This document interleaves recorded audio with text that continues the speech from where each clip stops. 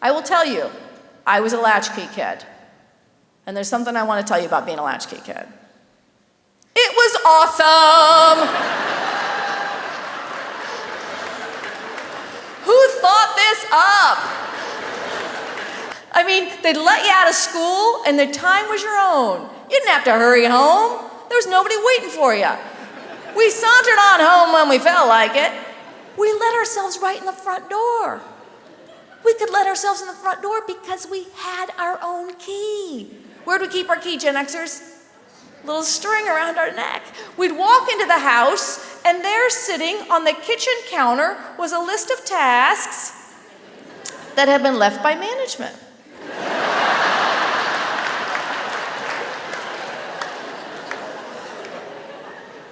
And here are the rules. The task must be completed on time. On time just means for management, management being mom and dad, are due home at 6 o'clock. So they're due home at 6 o'clock. When do we start doing those tasks? About 5:45.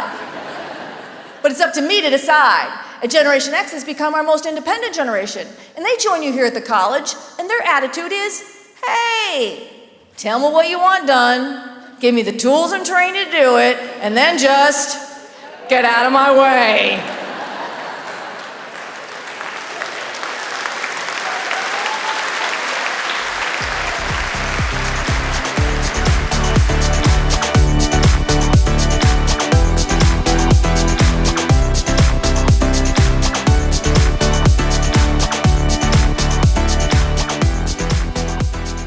Part of my pre-speech personalization process involves asking my client for a handful of industry experts or people who will be in the audience the day of the presentation to interview prior to the program. These interviews take place on the phone, sometimes in person, and I really enjoy these discussions because what these interviews do is help me understand my client's industry and craft some industry-specific examples for the presentation. But the best part is you gain little insights, sort of some insider's knowledge to what's going on with the group. When I spoke for Sheridan College, I learned that everybody's boss worked on the second floor. In fact, somebody called the second floor a very scary place. This teed up my quote with Sunand perfectly. Sunand and I were on the phone, and I asked Sunand, kind of tell me about what do you do? What's your life like there at the college? He says, oh gosh, he goes, I deal with suspension meetings, alcohol violations, reflecting on poor behavior, love triangles. I said, wow. He said, and that's just the second floor.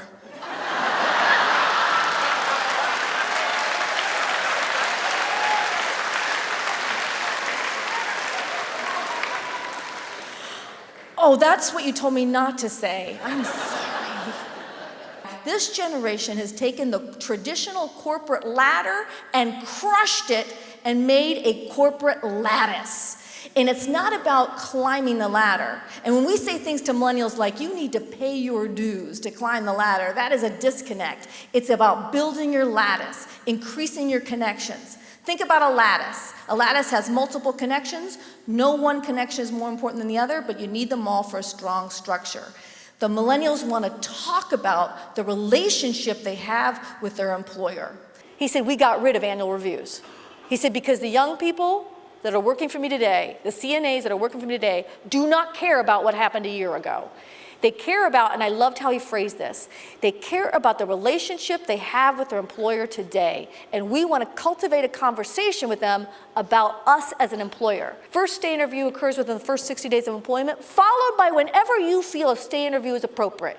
You feel someone's becoming discouraged, disillusioned, or burned out, you can perform a stay interview. Here's some of the questions on the stay interview. I won't read them all, but I love that second one. When was the last time you thought about leaving your job, and what was the cause of you thinking about leaving? He said, we want to have that conversation before it's too late. Millennials, yell out some of the positives about working with the older generations. Let's hear some of the positives. What was it? Fun. Oh, they're fun! You guys are fun! Yeah, fun! Right! They're more experienced. Yeah, they know the ins and outs, sure. They can figure out how to get 5 veggies on a plate, no problem, all right? But Janet and I were talking about the way people work, and Janet had this to say. She said, the veteran that has been working in the kitchen for 30 years does not work like the person that's been there for 5 years, and she works differently from the person that's been there for less than a year. You have to be open and go with the flow. There are times you may want to smack the crap out of someone.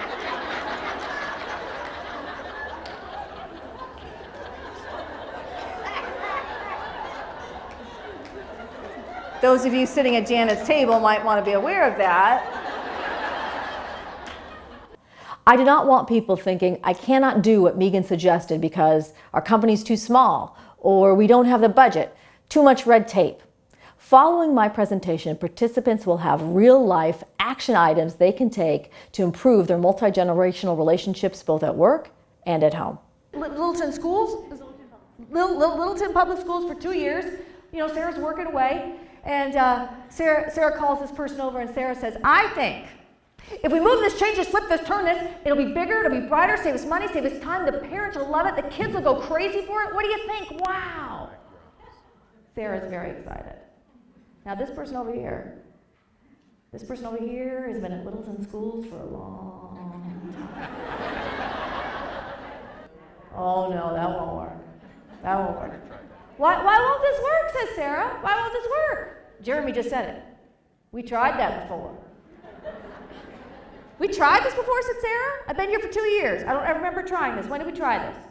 We tried it before you were born. Right? As open as Microsoft is to new ideas, and I heard that from a lot of you. You know, Microsoft is a place where you can make a mistake, learn from your failure, move on. As open as we are to new ideas, change still can be scary.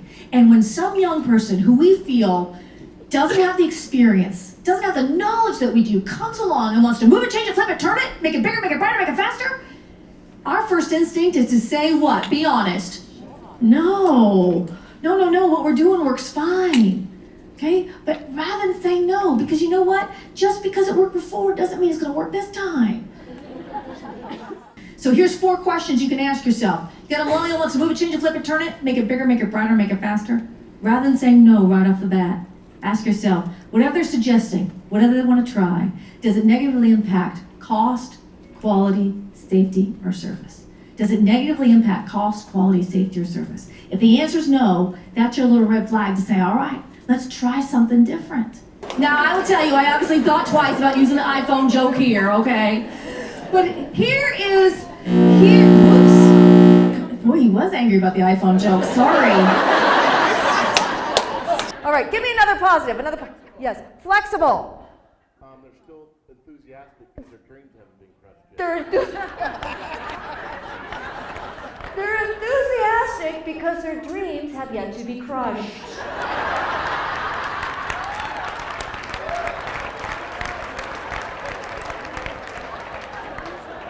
My interest in how multi-generations work differently stemmed from my own frustrating experiences I had following college graduation.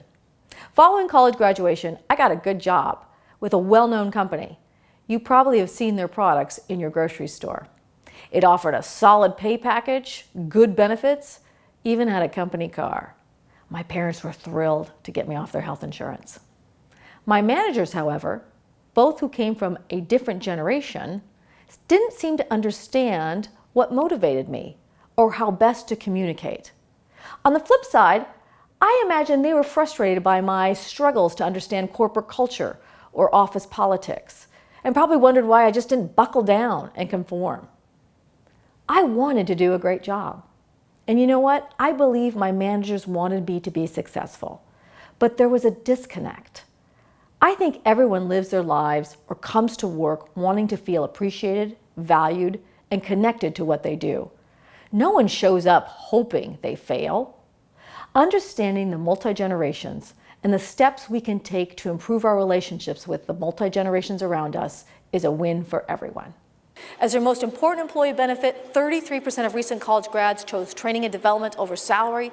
It's this last percentage I find so exciting. 98% felt that working with mentors is important. 98%. So we have a younger generation that values collaboration. We have a younger generation that's looking to build their lattice. They want to talk to you about you as an employer, and they put a high value on mentor-mentee relationships.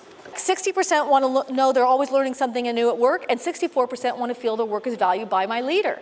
You say, my gosh, Meagan, this is a lot to take in. Not only now do I have to help the younger generation build their lattice and talk to them about the relationship they have with their employer, but now I have to ensure that their work is felt valued. One monthly 15-minute conversation where you discuss what's something that you're better at now than you were last month, what things would you like to get better at this month, what's your plan for developing these skills, and what resources can I help you with. A monthly 15-minute conversation. Millennials value these conversations because they're collaborative, and millennials want to know their managers participating in their career development. And as one millennial said to me yesterday, she said to me, I want to know that somebody at work cares as much as I do that I'm there. I spoke with Enrique. Where's Enrique? Where, I hear a voice. Oh, up there. Oh, Enrique, did you buy the cheap ticket? You're up there. Okay. And Enrique, you're going to graduate this year, right? Excellent. Give Enrique a round of applause.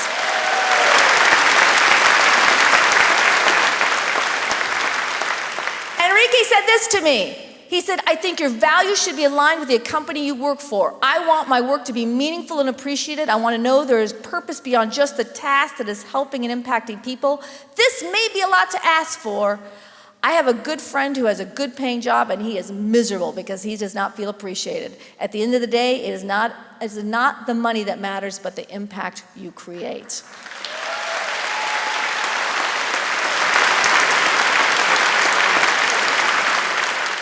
Thank you very much. I hope you guys have a wonderful, wonderful school year. Thank you.